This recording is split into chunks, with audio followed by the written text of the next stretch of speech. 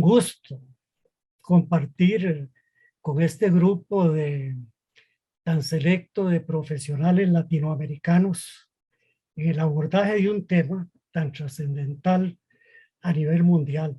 Ya me sentía yo de nuevo en el ICA con quien trabajé por espacio de 11 años, departiendo con tantos profesionales latinoamericanos. Aquí me siento como en mi charco. Hacer un reconocimiento a Ciprosimeca, con quien GTN ha venido haciendo una yunta, me parece a mí, y esperamos hacia adelante que esas promesas que aquí se hacen, ¿verdad? Esos compromisos los podamos, ¿cómo se llama?, consolidar y avanzar en la consecución de los objetivos que tenemos para lograr que en el país se pueda llevar adelante un proceso de auditoría ciudadana integral, no solo de la deuda pública, sino auditoría ciudadana integral también en ciertas instituciones, tanto a nivel de gobiernos locales como también a nivel de instituciones, ¿verdad? Entonces, el tema de la deuda pública es uno de los que nosotros esperamos abordar con la figura de las auditorías ciudadanas. Primero que nada, quería compartir con ustedes algunas cifras, pero antes me hice una pregunta yo escuchando todas las ponencias que se hicieron en el día de hoy, y yo traía dos documentos. Traía un documento pequeño y uno no tan pequeño. Al final me he decidido por compartir el documento no tan pequeño, para que le podamos ir dando seguimiento nosotros mismos en la pantalla. Yo quería compartir con todos ustedes 4 cifras. Y es que, según el Instituto de Finanzas Mundial, la deuda mundial en el 2021 es de 296 billones de dólares. En términos nuestros, estaríamos hablando de 296 trillones. Esa es la deuda mundial. El ratio deuda-PIB, y digo estos datos porque más adelante vamos nosotros a trabajar un poquito sobre ellos, y es que el ratio deuda-PIB, la relación deuda-PIB a nivel mundial es del 353%. Esos son datos del Instituto de Finanzas Mundial. De aquí podemos concluir una cosa, que prácticamente la única forma viable de revertir este ratio, nosotros, como ustedes saben, en el 2021, el ratio que tenemos es del 71%. Veamos que si lo comparamos con el ratio a nivel mundial, no estamos tan mal, supuestamente. Entonces, la única forma viable de revertir este ratio es mediante el rebote, es decir, mediante la reactivación de la economía real, de la economía productiva de los países. Quiero lanzar esto para arrancar, porque va a ser muy importante más adelante conforme vayamos avanzando en la charla. Como un antecedente, hace 3 años nació GTN. Desde su nacimiento, este grupo mostró especial sensibilidad sobre el tema de la deuda pública y la preocupante escasa información que fluía respecto de la cuestión hacia la sociedad civil. El grupo preparó una primera propuesta de sensibilización sobre la necesidad de dar transparencia al proceso de gestión de la deuda pública, justificado en la relevante participación del servicio de la deuda, que yo le llamo déficit fiscal ampliado, por razones de convencionalismos económicos. La amortización de la deuda no se considera para medir el déficit del gobierno. Entonces, yo estoy aquí usando un concepto nuevo que le llamo déficit fiscal ampliado, que hoy día alcanza el 42.5% del presupuesto nacional, es decir, del gasto público. 42.5% es el déficit fiscal que debemos financiar con deuda. Veamos algunos indicadores relevantes en el 2021. El presupuesto nacional para el 2021 es de 20.000 millones de dólares. La recaudación en el 2021 va a ser de 9.000 millones de dólares. Y el déficit va a ser de 11.000 millones de dólares. Y eso significa el 55% del gasto público para el año 2021. Es decir, que ese 55% equivalente a 11.000 millones tenemos que financiarlo con deuda. Más adelante vamos a volver sobre esto. Ese servicio de la deuda significa el 45% de la recaudación de este país. Perdón, significa el 94%. Vea qué increíble que es esto. El gasto por servicio de la deuda, que contempla tanto lo que es la amortización como los intereses, significan el 94.4% de la recaudación de impuestos en el año 2021. O sea que prácticamente toda la recaudación de impuestos que se haga en el 2021 estará destinada a cubrir ese servicio de la deuda. Vean la gravedad de esto. Nosotros vemos acá también en esta gráfica, si me siguen con el mouse, que la amortización de la deuda entonces son 5.000 millones de dólares y significan el 58.8% del servicio de la deuda, mientras que los intereses son de 3.500 millones y significan el 41.2% del servicio de la deuda. El PIB para este año lo hemos estimado o se estima en 62.083 millones de dólares. Esta gráfica lo que nos muestra es que el problema que tenemos nosotros con la deuda pública no es nuevo. Ya en el 2010, el gasto público que se financió con deuda fue del 48.9%. En el 2010, el 48.9% del gasto público fue financiado con deuda.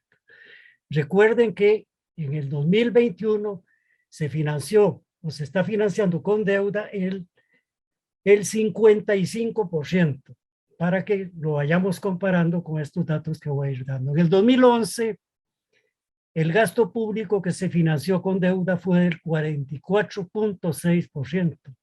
En el 2012 fue de 44% y en el 2013 43.3% y en el 2014 42.7%. Entonces, según vimos en la tabla anterior, en el 2021 el 55% del gasto se financió con deuda. Seguimos adelante nada más manejando algunas cifras, porque ¿qué es lo que pasa? Lo que pasa es que acá se manejan muchas cifras, pero estas cifras o estos datos tenemos que convertirlos en información para que esa información se nos convierta después en conocimiento, que es el que nosotros podemos utilizar para plantear soluciones a esta problemática y a cualquier problemática. Vamos a hacer un refrescamiento. Aumenta la deuda pública en Costa Rica. Los datos acá se van a presentar en euros para que vayamos ya acostumbrándonos a esa moneda, siendo que Costa Rica desde mayo es parte de la OCDE, de la OCDE, el Organismo de Cooperación para el Desarrollo Económico. Ustedes saben todos que en mayo de este año, Costa Rica hizo ya la adhesión definitiva a ese organismo mundial. En el 2021, la deuda pública en Costa Rica se estima en 37.908 millones de euros. Creció en 1.282 millones de euros respecto al año precedente del 2020, cuando fue de 36.626 millones de euros. Recalcando, se estima que la deuda al cierre del 2021 alcanzará el 71% del PIB. Una subida de 3.5 puntos respecto a 2020, cuando se ubicó en 67.5%. Esto lo vamos a ver más adelante en otra filmímetra. Echando una mirada a las gráficas y la tabla en las siguientes filminas, nos percatamos que la deuda pública global de Costa Rica ha venido creciendo, tomando como referencia el año 2010, cuando se situó en 7.987 millones de euros. Esa fue la deuda pública que Costa Rica tuvo en el año 2010, que representó en ese año 2010 el 28,1% del PIB. Aquí voy a ser majadero, voy a repetir, comparemos este 28,1% del PIB que se registró en el 2010 con el 71% del PIB que se está registrando en este año 2021. Vean el crecimiento explosivo que ha tenido esa deuda. A partir de este año, ese indicador, o sea, deuda PIB, tuvo un crecimiento explosivo hasta alcanzar en el 2021, ya lo dije, el 71% del PIB. Una diferencia al alza del indicador entre esos 2 años extremos del 153%. O sea que del 2010 al 2021, 11 años después, la deuda con respecto al PIB creció en un 153%.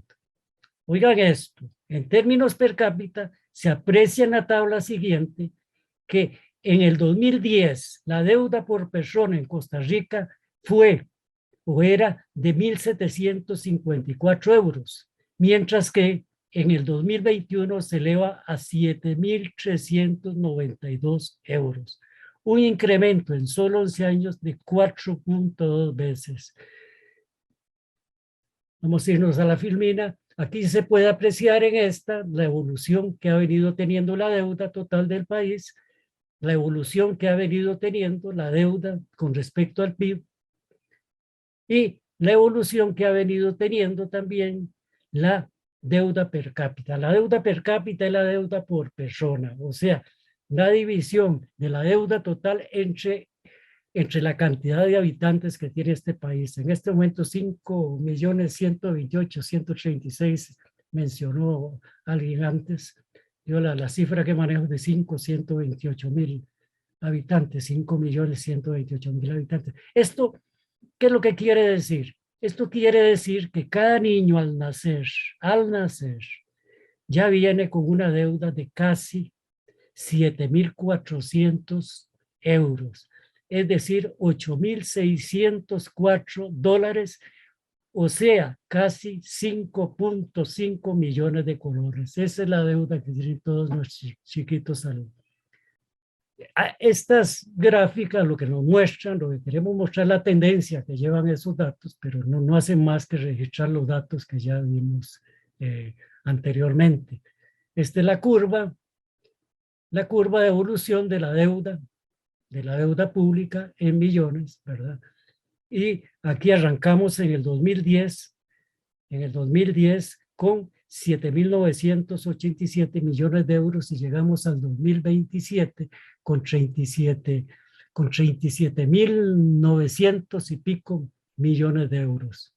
Pasamos a la otra y entonces aquí esta nos refleja lo mismo, nada más que el indicador que nosotros reflejamos con esta curva es la relación de la deuda con respecto al PIB. Y vemos acá como en el 2010 el coeficiente, el indicador de deuda PIB era del 28.1%, mientras que en el 2011, que se nos sale aquí, es del 71% del PIB. Ahora vamos a ver lo que es el posicionamiento de la deuda en la discusión del país. GTN se dio a la tarea de convocar una serie de eventos con organizaciones de la sociedad civil, Doña Cintia sabe, hace un momentito ya participó y sabe que nosotros trabajamos con ellos en Casa Calufa, ¿verdad?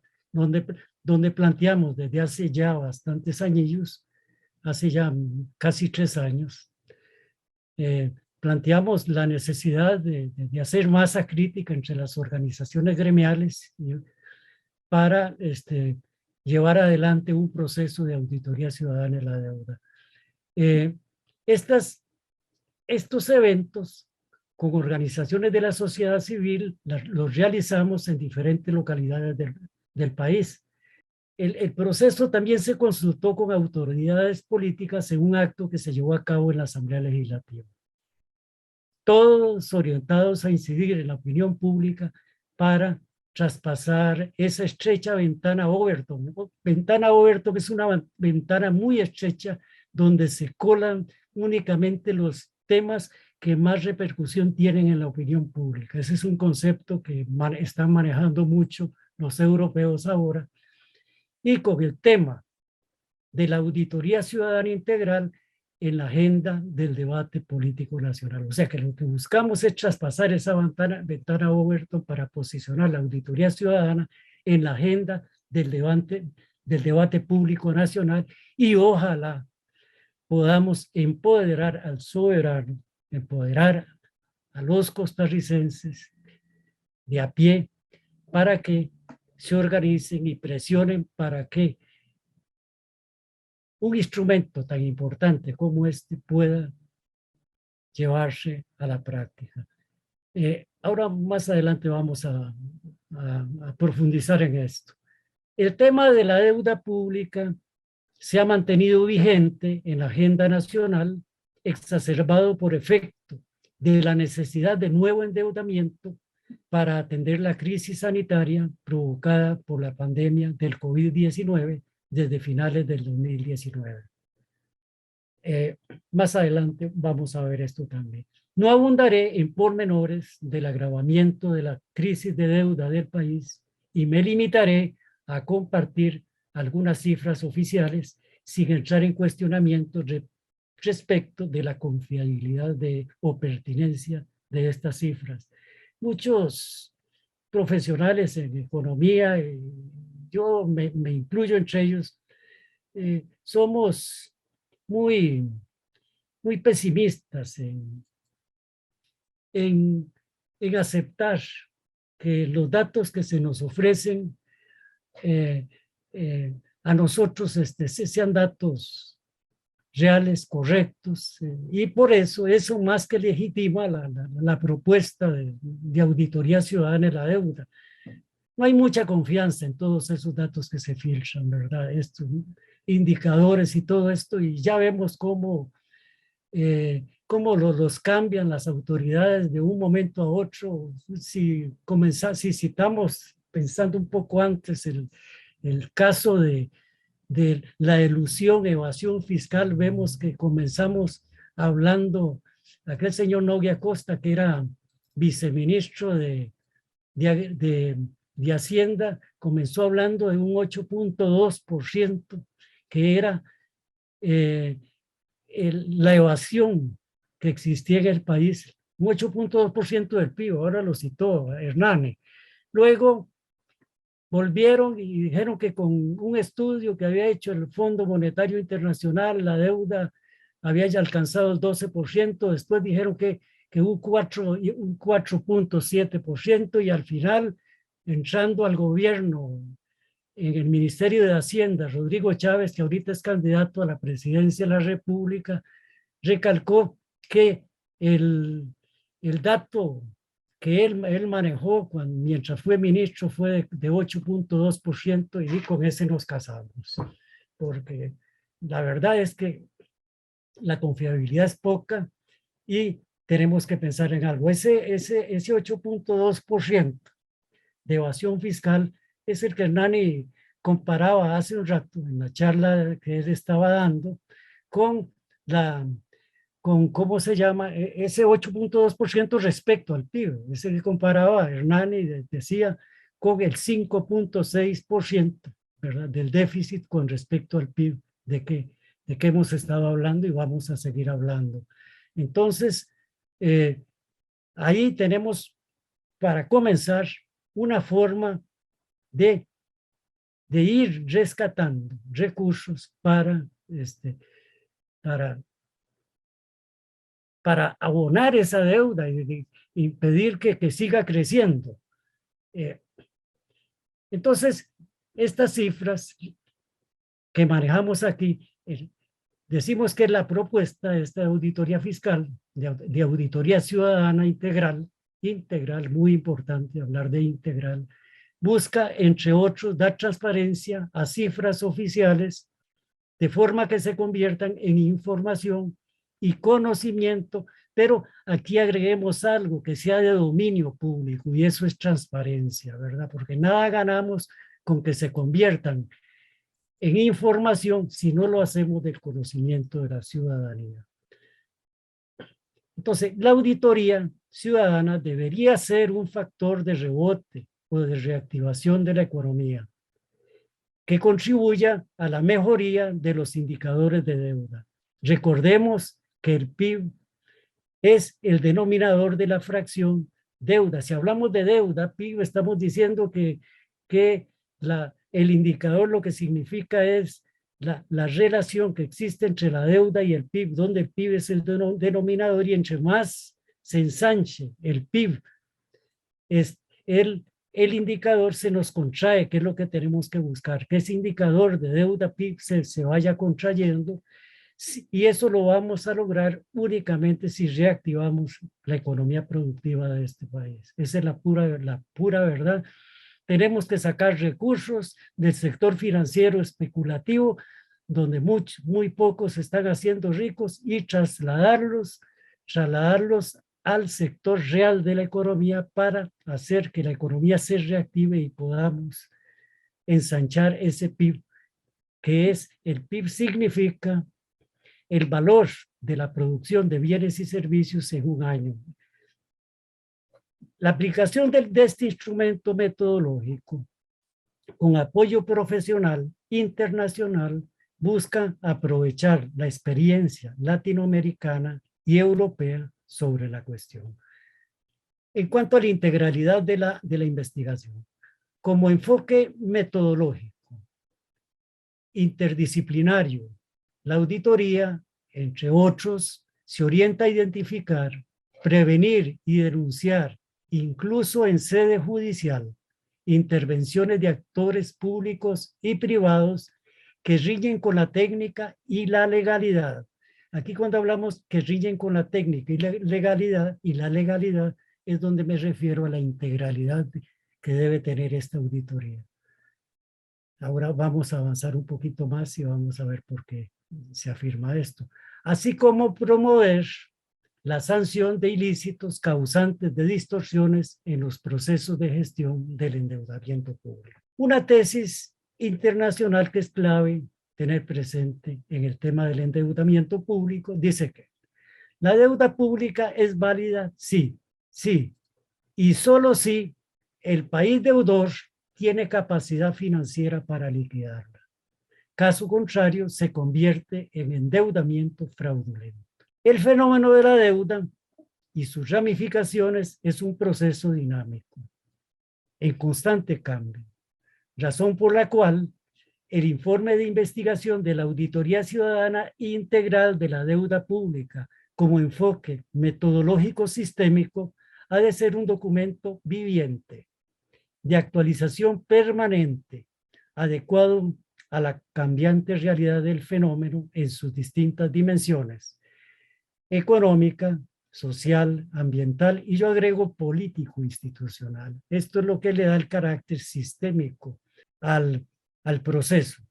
Hablando un poquito de la experiencia ecuatoriana, en cómo se llama, un resumencito muy pequeño, vamos a decir que las economías que Ecuador obtuvo por la vía de la renegociación de su deuda pública apoyada en la Auditoría Ciudadana del Crédito Público significaron, y en esto me corrige este dato, tal vez al final la doctora Piedad Mancero, que yo manejo un dato que es de entre el 2017 y 2017, la nada significaron una economía de la no despreciable suma de entre 6.000 y 7.000 millones de dólares. Estos recursos fueron aprovechados por ese país suramericano vía gasto público, es decir, inversión pública.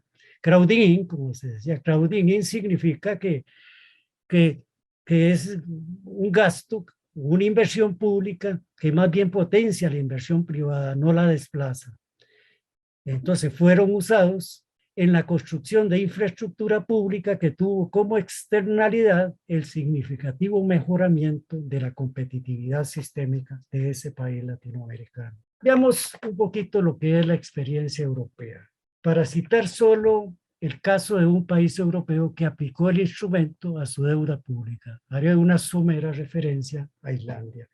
En el caso de Islandia, permitió el colapso del sistema bancario. La racionalidad detrás de esta medida fue evitar socializar las pérdidas sufridas por las decisiones fraudulentas de los banqueros. Se abrió un proceso judicial en contra de los banqueros responsables de la burbuja financiera. Varios de ellos desembocaron en el encarcelamiento de los responsables y otros cuentan con procesos judiciales abiertos y tienen prohibido abandonar el país. La recuperación islandesa es de las más exitosas en términos de empleo y producto a nivel mundial. Tras la crisis, ese país muestra un dinamismo económico envidiado por no pocos países desarrollados y terminó de pagar el último tramo de su deuda con el Fondo Monetario Internacional. Otro logro del gobierno islandés es el mejoramiento de su balance fiscal como proporción del PIB. Parte importante del éxito del ajuste islandés consistió en mantener el gasto público dirigido al fortalecimiento de la actividad económica interna en lo que nuestro país se encuentra en deuda. O sea, mucho fue destinado a realizar inversión pública y desarrolló sectores que tienen un gran potencial económico en ese país. Llámese el turismo, un sector con mucho potencial en ese país, y también la explotación del gas natural. Algo así es lo que necesitamos nosotros hacer. Y ahí hay, ¿cómo se llama? Digamos, una idea de qué debemos pedirle nosotros a los políticos que ahorita se disputan la presidencia de la República. Es un parámetro para evaluar la oferta electoral de ellos, ¿verdad? Que es promover la reactivación de la economía real, no de la economía financiera, que es especulación. La economía real es la única que genera empleo, que genera riqueza. Por eso tenemos que insistir ante estos candidatos que hay que reactivar esa economía real, porque eso es la que nos va a ayudar a hacer un manejo viable de esa deuda que nos está asfixiando. Veamos ahora un poquito lo que es el caso costarricense. La aplicación de la auditoría ciudadana de la deuda en Costa Rica, según la propuesta de GTN, debería investigar en profundo, de manera integral, ahí rescato palabras de don Ramiro Chimuris, de manera integral, la eventual responsabilidad de actores del sector financiero y no financiero, público y privado, en su crecimiento explosivo a partir de un cierto momento en el tiempo que en teoría podríamos situarlo entre el 2006, que abarca la crisis financiera del 2008 e inicios del 2010. Una referencia forzosa que es manejando un concepto que también está de moda a nivel internacional, y es el tema de la flexibilización cuantitativa, que es la política monetaria laxa por parte de los bancos centrales. Un tema con conectividad al caso de Islandia, que ya mencioné hace un ratito, que es útil referir en la emisión hace algunos meses que realizó el Banco Central de Costa Rica. ¿Ustedes se acuerdan de esa emisión que realizó el Banco Central de 842.000 millones de colones, los cuales fueron a fondear instituciones del sector financiero, entre ellos la banca comercial con una tasa de interés marginal, la denominada tasa de política monetaria, que ronda el 0.75% anual. Comparémoslo con las tasas que nos cobran, activas que nos cobran los bancos a nosotros por darnos crédito.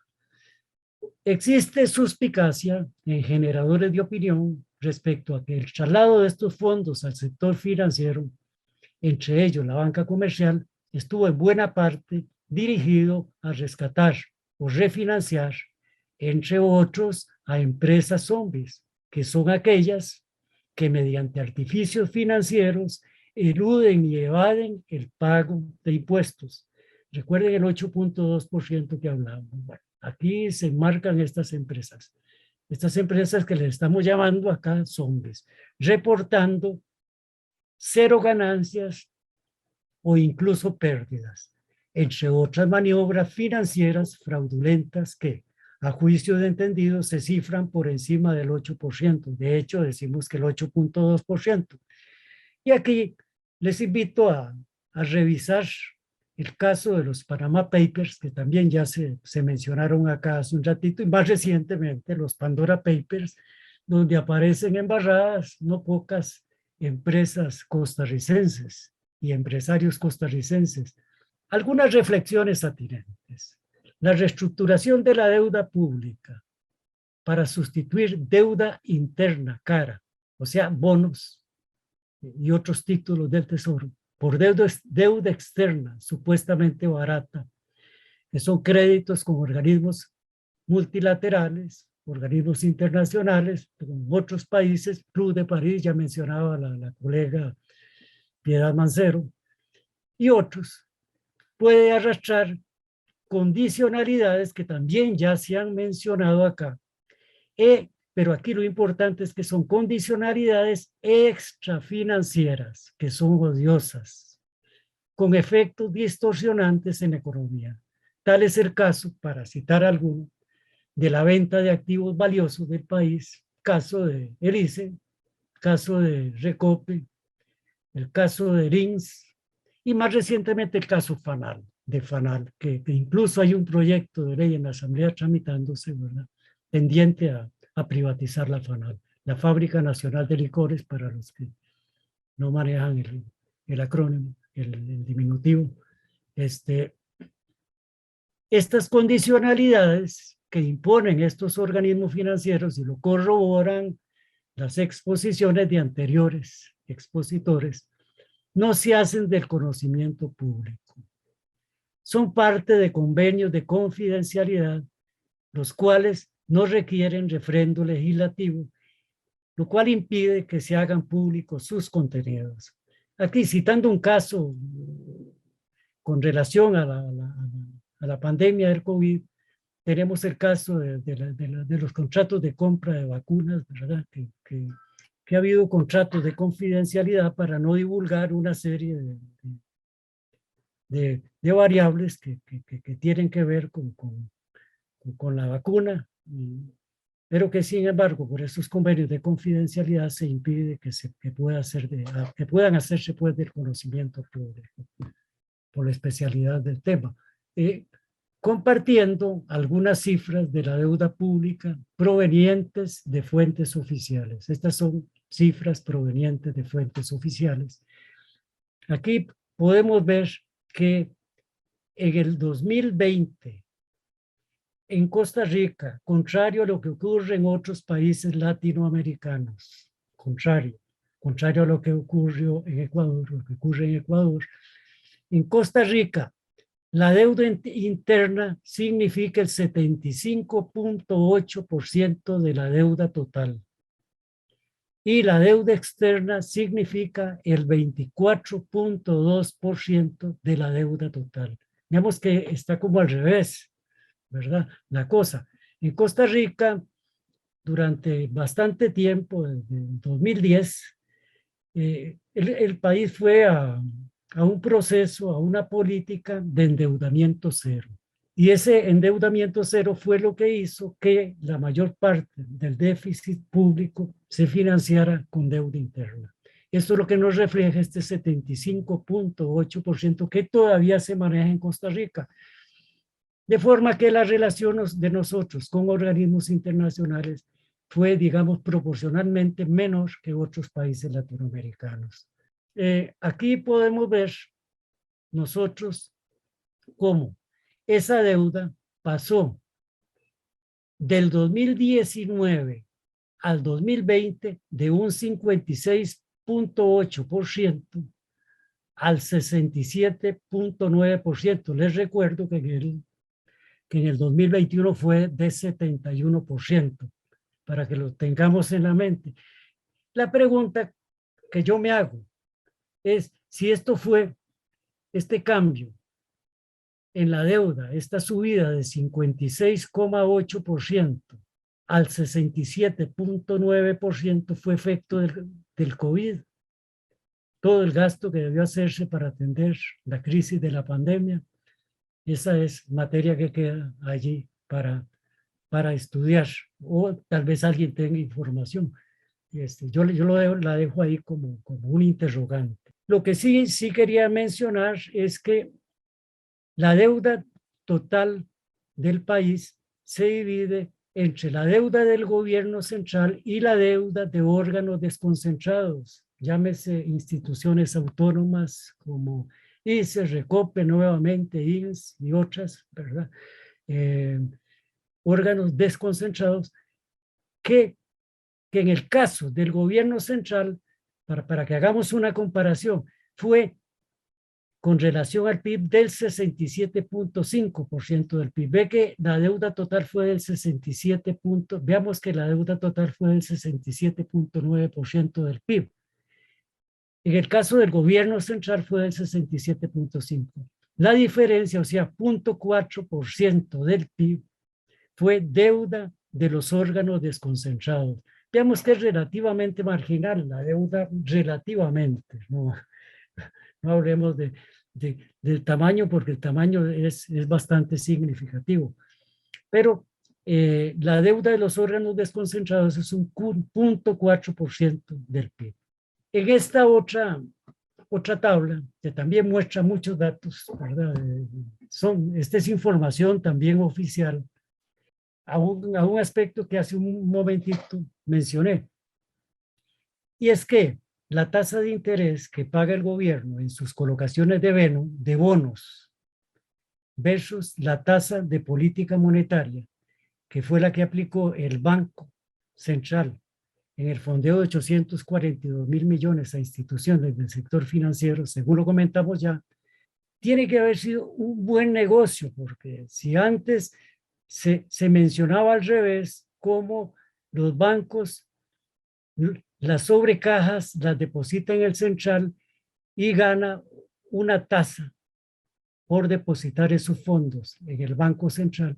Aquí el Banco Central emitió una cifra de 842 mil millones de colones y para financiar a la banca comercial y a otras instituciones del sector financiero. Mucho de este dinero fue a financiar crédito de consumo, pero también la duda o la suspicacia que existe es que también mucho de este recurso pudo haberse dedicado a la compra de bonos de gobierno, porque vean el negocio. La tasa promedio ponderada en el año 2000, en enero del 2021, fue del 6,8%. Esa fue la tasa que pagó el gobierno por los bonos que colocó en enero del 2021. Y si comparamos ese 6,8 con 0.75, que es la tasa de política monetaria, veamos qué buen negocio fue haber adquirido ese recurso del Banco Central al 0.75 y destinarlo a la compra de bonos, ganando un 6,8%. ¿Por qué es preocupante eso? Ya lo vamos a ver. Eso, porque el Banco Central tiene vedado por ley comprar en forma directa títulos de la deuda al gobierno central. Ahora, en un ratito lo vamos a ver, incluso vamos a revisar las leyes que imponen esas restricciones. Aquí vamos a analizar lo que es, porque en Costa Rica existen muchas dudas de quiénes son los tenedores de la deuda interna del gobierno central. Porque como se vio, como vimos hace un momento, es prácticamente un 75% de esa deuda está en manos de acreedores nacionales. Entonces, aquí hay un detalle de quiénes son, por lo menos a nivel institucional, quiénes son los poseedores de esa deuda. Lo que no podamos ver acá, este documento va a ser colocado en un sitio para que los participantes en el foro puedan acceder a él eh, y tener disponibles estas cifras. El sistema financiero, compuesto por las sociedades de depósito bancario, que son los bancos públicos y los bancos privados, son los poseedores en el año, en diciembre, a diciembre del 2020, de 2019, perdón, son acreedores del 49.3% de la deuda del gobierno, o de los títulos del gobierno, de los bonos y otros títulos emitidos por el gobierno central. En septiembre del 2020, la posesión fue, o la acreeduría fue del 52,4%. Seguimos para abajo, las sociedades de depósito no bancario tienen o son acreedoras del 2,6% en el 2019, en diciembre. Recordemos que estamos hablando de diciembre del 2019 y septiembre del 2020. En el 2019 el 2,6% y en septiembre del 2020 el 2,9%. Siguiendo para abajo, otro acreedor de esa deuda del gobierno, relativamente o muy significativo, que está dentro de las sociedades financieras y son los fondos de pensiones. Los fondos de pensiones son dueños del 20,1% de la deuda interna del gobierno. Y eso es en el año 2019. En el 2020 son dueños del 25,5% de la deuda del gobierno, de la deuda interna del gobierno, que ya dijimos que es el 75% de la deuda total. Luego tenemos, para citar otra, tenemos al sector público no financiero, que son instituciones como el ICE, la Caja, el INS, Recope, que son dueños del 27,1%, tenedores de bonos particulares, empresarios particulares, son dueños del 9,3% en el 2019 de esos títulos de la deuda, y en el 2020, en septiembre del 2020, son dueños del 9,2%. Los no residentes son poseedores del 5,2% de la deuda del gobierno en el 2019, mientras que en el 2020 bajó a un 4,1%. A lo que es la evolución de las tasas de interés. Entonces, estas curvas lo que reflejan es la curva soberana, tanto en colones como en dólares. Y vemos cómo de diciembre del 2018, entonces las tres curvas son la más alta, está de color azul, no sé si se puede ver, de color azul oscuro, corresponde al 2018.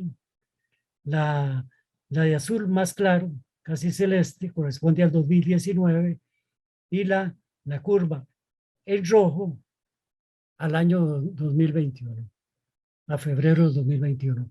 Veamos cómo de diciembre del 18 a febrero del 2021 hubo una caída en la curva soberana en colores, que son los tipos de interés que pagan los bonos del gobierno, de hasta 610 puntos base.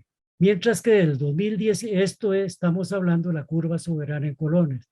De diciembre del 2019 a febrero del 2021 hubo una subida de hasta 30 puntos base. En neto,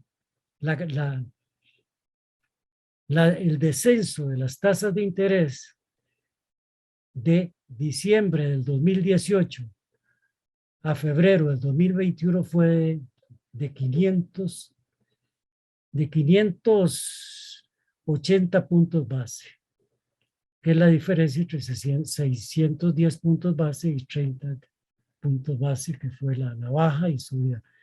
En cuanto a la curva soberana en dólares, la baja en el periodo de diciembre de 2018 al 2021 fue de hasta 390 puntos base, y del 2019 a febrero de 2021 hubo un crecimiento de 80 puntos base para una baja neta de 310 puntos base.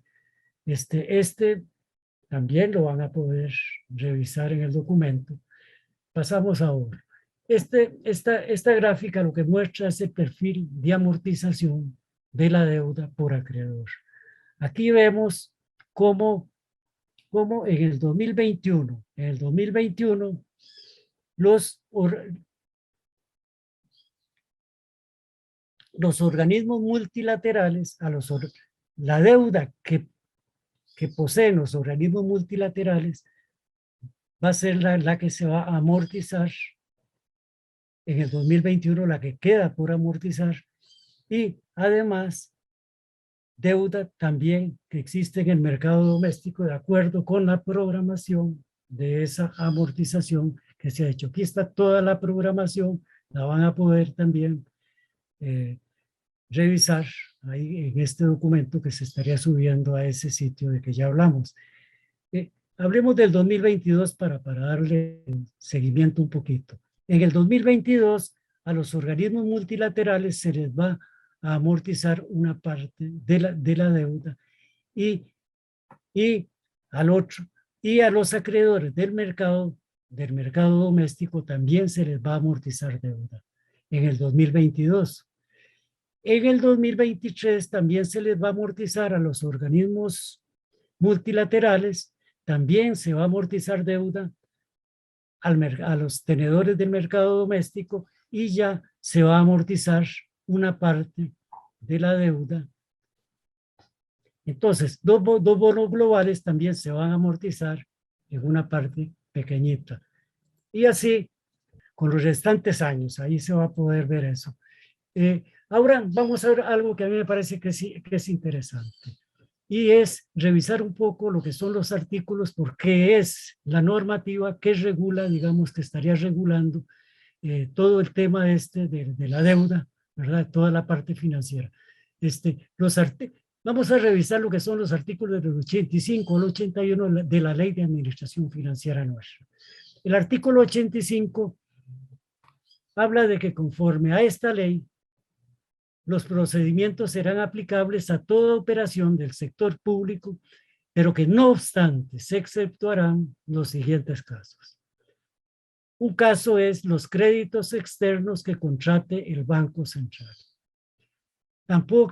También serán exceptuados los créditos que contraten o garanticen los bancos estatales a personas y entes privados. En un inciso C, se enumeran también los créditos que contraten las universidades, y en el D, los créditos que contraten las municipalidades. Es decir, que en el caso de la contratación del crédito con el Fondo Monetario Internacional, ¿quién contrató ese fondo? ¿Quién contrató ese crédito? Fue el Banco Central. El Banco Central no necesitó ir a llevar a refrendo ese contrato a la Asamblea Legislativa.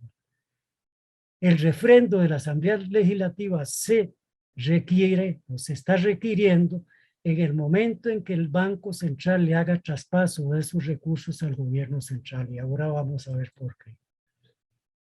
El artículo 86 de la Ley de Administración Financiera dice que la renegociación de la deuda, en cuanto a la renegociación de la deuda, dice que el Ministerio de Hacienda podrá efectuar operaciones de crédito público para reestructurar la deuda pública del gobierno de la República mediante su consolidación, su conversión, traslado de deuda en colones a deuda en dólares, la renegociación de la deuda o la condonación de la deuda en la medida que impliquen un mejoramiento de las finanzas públicas.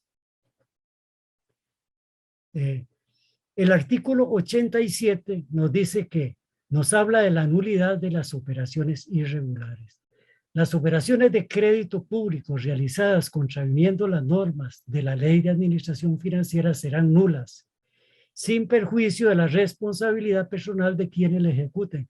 Esto para decir de que tenemos legislación, tenemos normativa suficiente para aplicar al tema de la deuda y que le sirve de sostén a una eventual auditoría de la deuda. O sea, no es que estemos ayunos de normativa que posibilite que esa deuda, que esa auditoría ciudadana de la deuda se pueda llevar adelante. Hay una razón también de peso, es que por constitución política de la República, lo hemos visto muchas veces, todo lo que es el tema presupuestario y el tema de deuda tiene que ver con presupuesto. Está cobijado por el principio de publicidad, es decir, que debe ser de conocimiento de cualquier costarricense, no necesariamente organizado. Cualquier costarricense puede acercarse a cualquier institución pública a pedir información sobre el tema de la deuda. Entonces, ahí tenemos una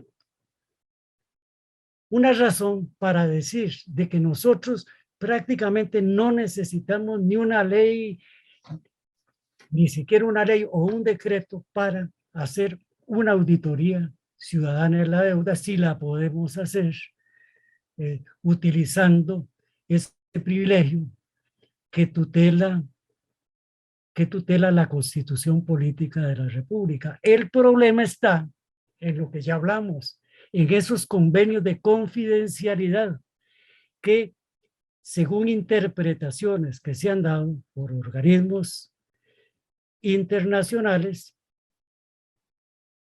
son no por organismos internacionales, perdónenme, pero aquí estoy cometiendo un error, por interpretación que dio la Sala Cuarta, la Sala Constitución de este país.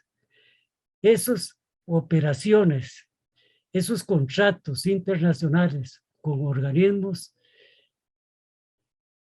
tienen rango superior a la constitucional, a la Constitución de la República. Como decía un expresidente de la Sala Constitucional, decía él, es que la Constitución dice lo que la Sala Cuarta dice que dice. No sé si me entendieron qué delicado esto, ¿verdad? O sea, que la Sala Cuarta interpreta lo que le dé la gana, ¿verdad? Que dice la Constitución. Y no hay ninguna instancia superior para ir a hacer ningún tipo de impugnación o reclamación. Bueno, con eso llevamos a un señor a reelegirse en la presidencia de la República, nosotros en el pasado, con esa interpretación de la Sala Constitucional. Entonces, aquí vamos a hablar un poco de la nulidad, ya estoy terminando, de las operaciones irregulares. Las operaciones de crédito público, entonces decíamos acá, bueno, ya la habíamos visto. El artículo 88 habla de la autorización legislativa. Esa autorización legislativa dice que tratándose del gobierno de la República, toda emisión de títulos de deuda pública requerirá ser autorizada por la Asamblea Legislativa. Entonces ahí tenemos que cualquier endeudamiento que pretenda hacer el gobierno con organismos internacionales, llámese Fondo Monetario, tiene que ser autorizada por la Asamblea Legislativa. El artículo 89 dice las características de los instrumentos de deuda. Para negociar los títulos de deuda interna del gobierno de la República correspondientes al crédito interno aprobado en la Ley de Presupuesto Nacional, la Tesorería Nacional podrá utilizar los mecanismos que estime convenientes siempre que respete las limitaciones en cuanto al monto y otros aspectos que disponga esta ley. Nosotros un referente para aplicar una auditoría ciudadana de la deuda son la Tesorería Nacional y la Dirección de Crédito Público del Ministerio de Hacienda y qué decir del Banco Central. Ahora vamos a ver por qué. Entre las características de los títulos podrán establecerse las tasas de interés fijas o variables, agregamos también las indexadas, la denominación en colones u otra moneda y la colocación con descuentos y premios de conformidad con la política de endeudamiento del país. Las renegociaciones de deuda interna que impliquen su conversión a moneda extranjera requerirán el criterio previo favorable de la Junta Directiva del Banco Central de Costa Rica. Bueno, sabemos que el Banco Central de Costa Rica es el custodio de las reservas monetarias internacionales del país. Vamos ahora a ver la ley orgánica del Banco Central, qué es lo que dice. En su artículo 28 dice la ley orgánica del Banco Central. La Junta Directiva del Banco Central aprobar la compra de letras del Tesoro con el voto de por lo menos 5 de sus miembros. Pero veamos el artículo 52. Ese artículo 52 dice que el Banco Central podrá comprar letras del Tesoro siempre que éstas no se compren para pagar otras letras del Tesoro. Estamos hablando de los llamados canjes. Y que no podrá llegar a tener colocado en cartera más de un 20avo del total de gastos de presupuesto general de la República y sus modificaciones. Y que la tasa de interés de las letras del Tesoro no podrá ser inferior a la tasa básica pasiva. O sea, el Banco Central está vedado, está restringido para hacer compra directa de bonos del gobierno. Para comprar bonos del gobierno, el Banco Central tiene que recurrir al mercado secundario. Una vez de que estos títulos en el mercado primario ya han pagado las comisiones a la Bolsa Nacional de Valores y otros acreedores. Con eso termino.